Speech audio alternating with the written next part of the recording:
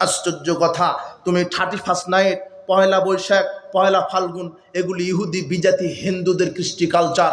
আল্লাহর নবী বলছেন আমার উম্মত বিজাতিদের সাথে মিশে যাবে, তারা জাহান্নামে যাবে। সাবধান, তুমি এগুলি 31 নাইট গান বাজনা এগুলি ত্যাগ করো।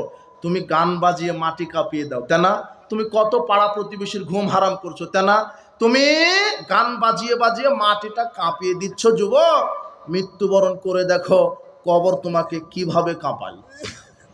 কবর কিভাবে কাঁপায় তুমি ভালোভাবে টের পাবা। গান বাজনা হারাম।